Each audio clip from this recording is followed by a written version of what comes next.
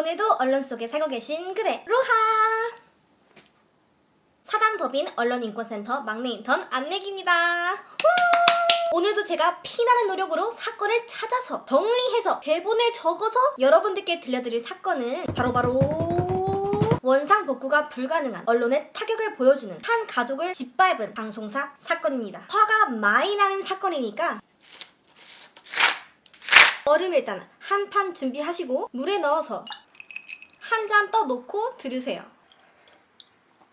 자, 언론에 당해봤어? 사건 2 시작합니다. 원고는 두 아이의 엄마입니다. 때는 바야흐로 2006년. 원고는 두 아이의 주의력 결핍장애, ADHD 증상을 치료하기 위하여 신경정신과 병원에 다니고 있었습니다. 그때 모 지상파 방송사의 제작진이 그 병원에 연락을 합니다.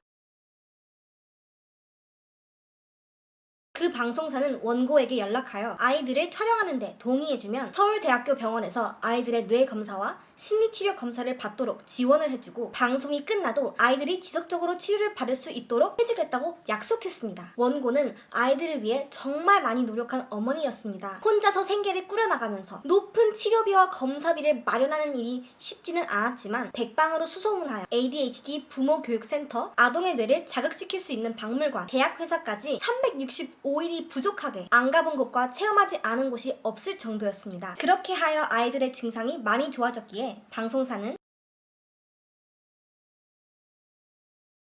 라고 제안을 했습니다. 결국 원고는 아이들의 치료를 위하여 방송 촬영에 응하였고 방송사는 15일 동안 원고의 집, 원고가 아이들과 치료를 받으러 가는 모습, 그리고 아이들이 학교에서 생활하는 모습을 촬영했습니다. 그러나 약속과는 달리 보도된 방송에서는 ADHD 증상이 있는 자녀를 둔 원고의 무기력한 모습과 아이가 욕설하는 장면, 아이가 엄마를 때리는 장면 등 자극적이고 폭력적인 장면만 보도되었습니다. 아이들이 치료받는 모습이나 치료를 통하여 좋아지고 있는 모습은 보도되지 않았습니다. 이거 거의 무슨 악마 편집을 이어서 악마 촬영인데요?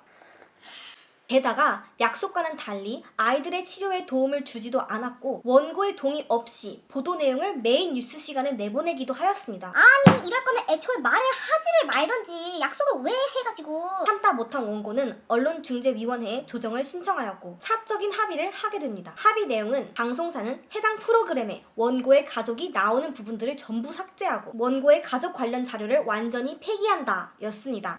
합의 잘 된 것 같죠? 해피엔딩일 것 같죠? 이게 끝인 것 같죠? 그렇지 않습니다. 사건은 여기서 또 시작됩니다. 어처구니 없는 일이 일어납니다. 방송사는 협약을 어기고 그 다음 해 또 원고의 아이들에 관한 내용을 보도합니다. 방송사 인터넷 홈페이지에는 아이가 다니는 중학교의 모습이 나왔는데 그 중학교 학생들은 그 학교가 어떤 학교인지 바로 알아볼 수 있었습니다. 방송이 나간 후로 전화가 빗발쳤습니다.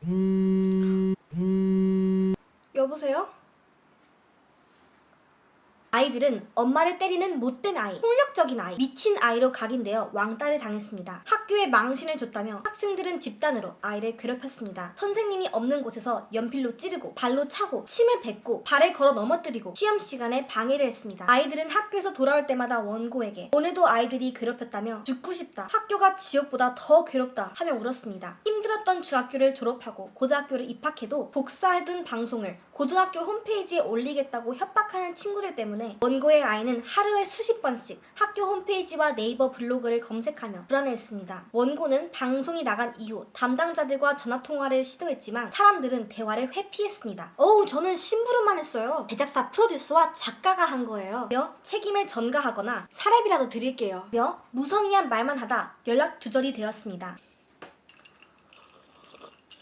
그리하여 원고는 언론인권센터를 찾아왔고 언론인권센터는 명예훼손과 인격권 침해를 이유로 소송을 제기했습니다. 1심에서는 승소하였습니다. 방송 자료를 폐기하고 500만 원을 배상해주라는 판결이었죠. 그러나 원고는 온 가족의 삶을 망가뜨린 상처에는 상응하는 판결이 아니라고 생각하여 항소하였습니다. 그런데 방송사는 1심 판결 금액도 배상하기 억울하다면서 부대 항소를 합니다. 그리고 그 항소심 중 이미 폐기가 된 줄 알았던 방송분이 그 방송사 인터넷 홈페이지 다시 보기 프로그램으로 여전히 보이고 있다는 사실이 밝혀지죠. 결국 항소심에서는 1,000만 원의 배상금과 원고의 가족 관련 자료를 모두 폐기하고 원고에 관한 어떤 내용도 방송하지 않을 것으로 조정되었습니다. 이제 원고와 아이들은 더 이상 불안해하지 않아도 될까요? 아이들은 평범한 학교 생활을 할 수 있었을까요? 방송사가 폐기했다고 하더라도 인터넷을 통해 퍼진 상태이고 누군가에 의해 그 자료가 언제든 다시 유포될 수 있습니다. 제3자가 아무런 문제의식 없이 그 해당 자료를 활용하게 된다면 2차 피해는 얼마든지 발생할 수 있습니다. 오늘 들려드린 이 판례는 언론 보도로 인한 피해를 원상 회복한다는 것은 사실 불가능하다는 점을